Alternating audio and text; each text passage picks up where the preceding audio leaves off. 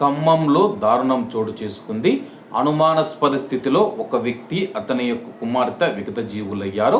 సంఘటనా స్థలిలోనే అపస్మారక స్థితిలో ఉన్న అతని భార్య, గాయపడ్డ చిన్న కుమార్తెను గుర్తించి పోలీసులు ఆసుపత్రికి తరలించారు.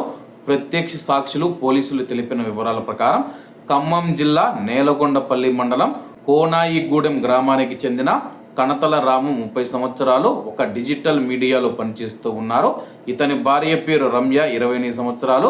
వీరికి దివ్యశ్రీ, రితిక అనే 2 కుమార్తెలు ఉన్నారు.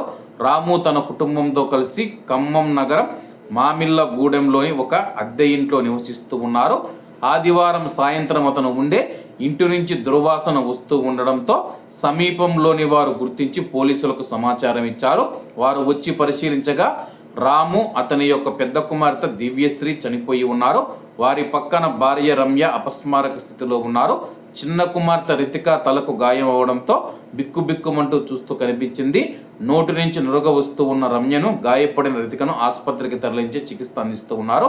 మృతదేహం పాడైపోవడంతో పూర్తిగా రాము 2 రోజుల క్రితమే చనిపోయినట్లు భావిస్తూ ఉన్నామని, కుమార్తె దివ్య ఈ రోజు చనిపోయి ఉంటుందని చెప్పి ఖమ్మం ఏసీపీ రమణమూర్తి గారు, ఇన్స్పెక్టర్ బాలకృష్ణ గారు తెలిపారు.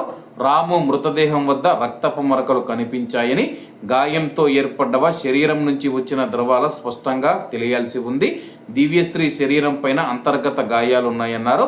ఇదిలా ఉండగా భార్యాభర్తల మధ్య శుక్రవారం గొడవ చోటు చేసుకున్నట్టు చుట్టుపక్కల ఉన్నవారు చెబుతూ ఉన్నారు. రమ్య ఆదివారం కూడా బయట నీరసంగా తిరిగిందని, పురుగుల మందు కొనుగోలు చేసి ఆత్మహత్యా యత్నం చేసి ఉంటుందని అనుమానిస్తూ ఉన్నారు. రమ్య కోలుకుంటే పూర్తి వివరాలు తెలిసే అవకాశం ఉందని చెప్పి పోలీసులు తెలిపారు.